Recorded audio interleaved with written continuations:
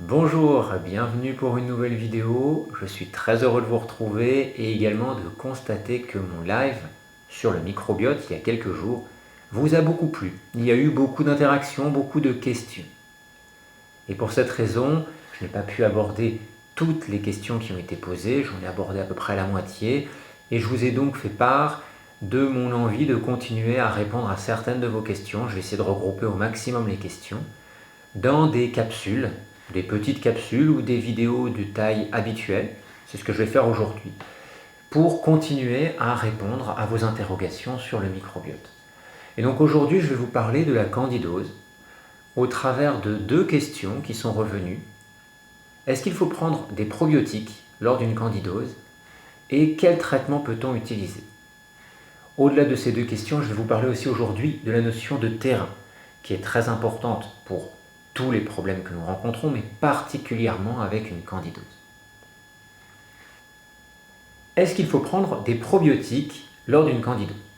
D'une manière générale, je vous répondrai non, parce que de prime abord, ce n'est pas quelque chose que je conseille.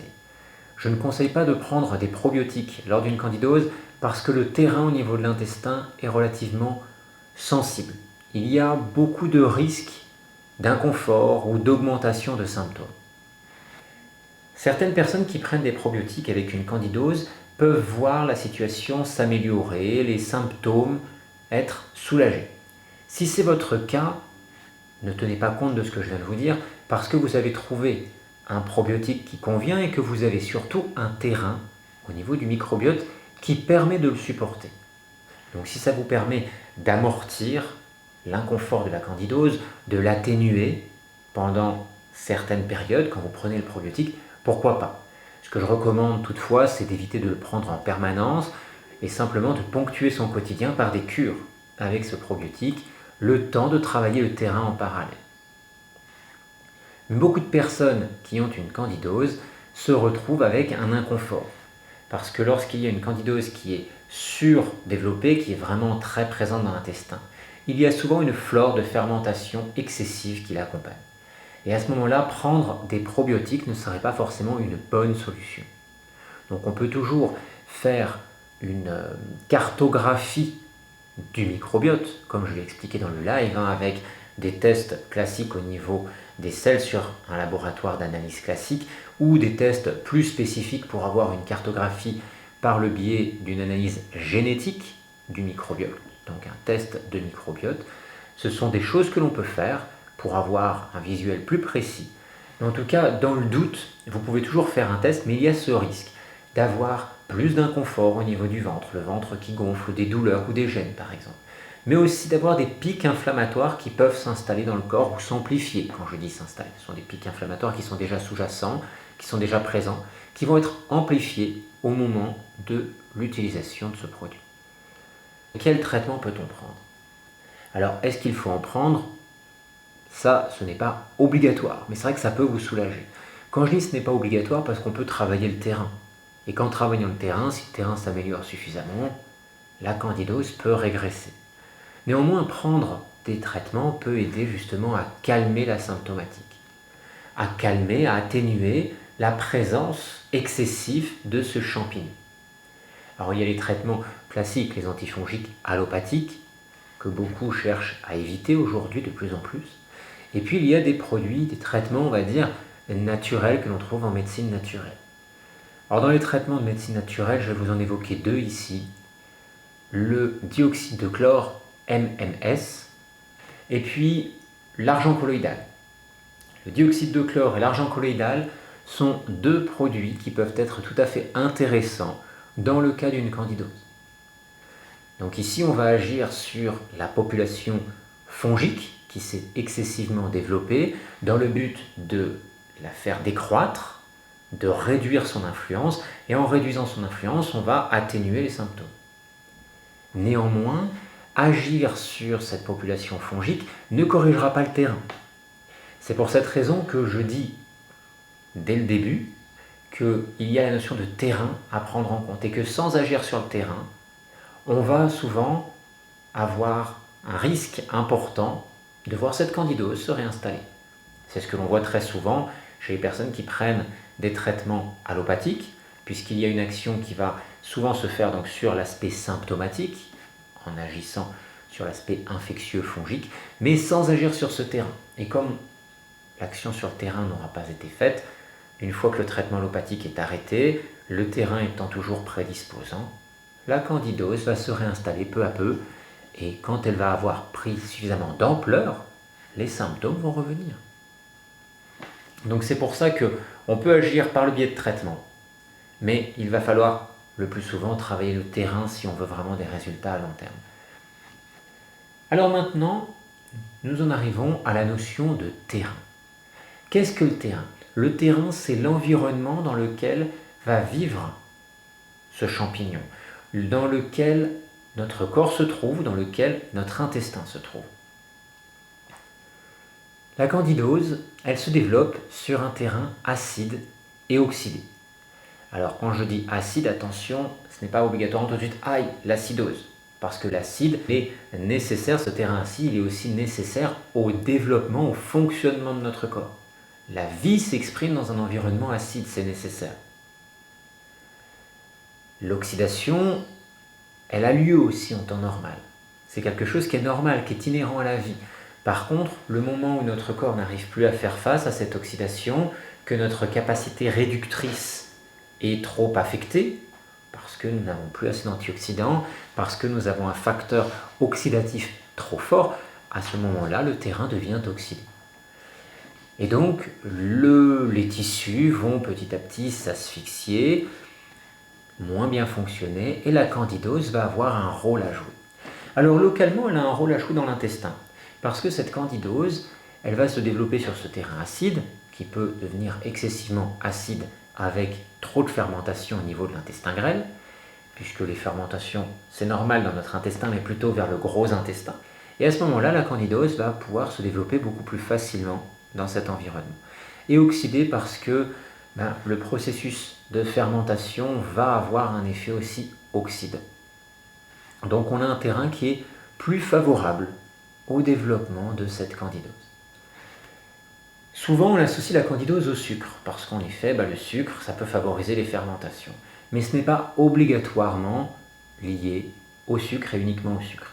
Certaines personnes vont consommer des glucides et être très très mal. Pas uniquement du sucre, type sucre industriel, mais des glucides, même des fruits ou certains légumes un peu riches en glucides. Tout simplement parce qu'il va y avoir un état de fermentation vraiment trop important. Et ce n'est pas uniquement la candidose qui cause ça, c'est l'environnement global de l'intestin. Donc à ce moment-là, en effet, on peut avoir quelque chose de problématique qui va être présent, c'est que si vous êtes concerné par le fait de consommer en gros pratiquement le moindre glucide et d'être très mal, il va falloir les réduire drastiquement. Et il va falloir trouver une alimentation que vous arrivez à digérer correctement. Si ce n'est pas le cas, on pourra établir un compromis plus facilement pour le tenir sur la durée, puisqu'on peut tolérer certains sucres, certains glucides, donc des fruits avec peut-être une certaine modération selon votre tolérance, un peu plus les légumes, et surtout, au-delà de cet apport de glucides, il va falloir travailler la digestion.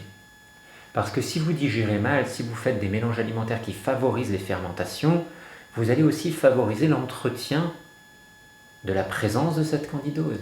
Si on réduit ce risque-là, il y a déjà les fermentations qui peuvent être inhérentes à l'état du microbiote, mais on va réduire cet impact-là. Donc c'est un autre moyen de pouvoir agir sur le terrain, au niveau intestinal. Bien évidemment, il y a d'autres problématiques comme les traitements, les antibiotiques bien sûr, mais de nombreux traitements médicamenteux qui vont créer ce terrain oxydé. Et puis, on va avoir bien sûr la cuisson des aliments, on va avoir le fait que des produits sont stérilisés, que les produits sont industriels excessivement, donc hyper transformés. Donc tout cela favorise un terrain prédisposant à la candidose. Donc là, j'ai parlé de l'environnement du microbiote. Mais il y a l'environnement cellulaire. Ça, c'est aussi quelque chose d'important à comprendre. Parce que notre microbiote, il est symbiotique. Alors c'est facile de dire nous avons une symbiose entre notre microbiote et notre corps quand nous évoluons en bonne santé. Mais quand nous avons un déséquilibre sanitaire, une perturbation sanitaire qui s'installe en raison de l'état du microbiote, c'est aussi une symbiose. Puisque notre microbiote évolue en fonction de ce que nous mangeons, et notre microbiote évolue en fonction de l'état interne de notre corps. Il y a un lien permanent.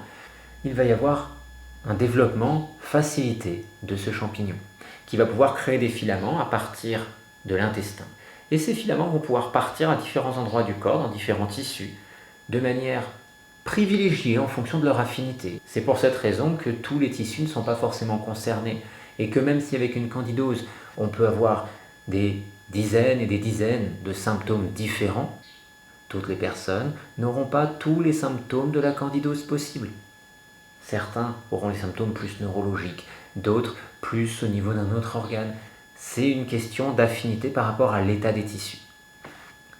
Donc là, on a parlé de l'état, bien sûr, alimentaire, la mauvaise digestion, le surmenage, l'intoxication, d'une manière globale. Et puis dans l'intoxication, il y a un élément particulier, les métaux. Les métaux sont particulièrement problématiques parce que notre corps a du mal à les éliminer.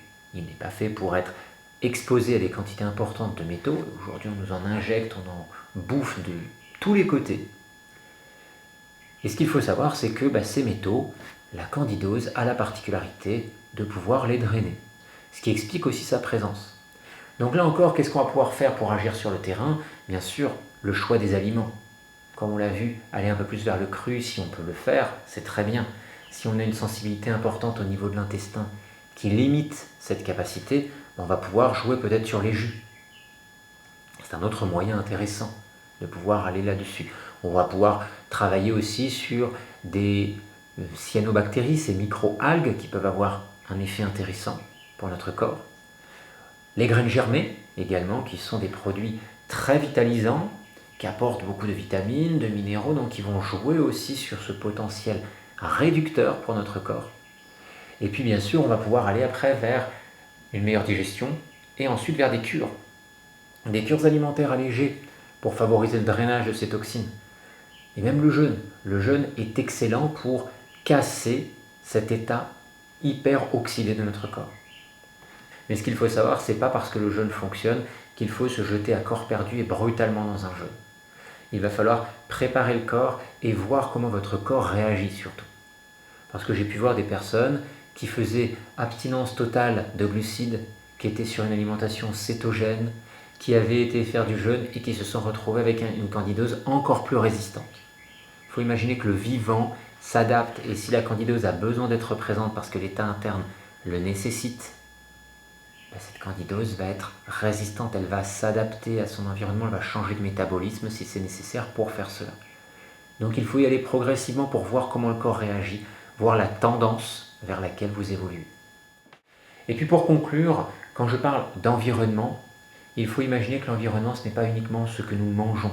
Ça peut paraître bizarre de dire ça comme ça par rapport à la candidose, mais la respiration va jouer un rôle important. Le drainage lymphatique également. Ça veut dire que mieux respirer, ça va favoriser le drainage lymphatique. Ça va aussi générer un côté plus favorable pour les tissus. L'activité physique, c'est aussi un moyen de faire du drainage lymphatique plus efficace et de mieux oxygéner le corps.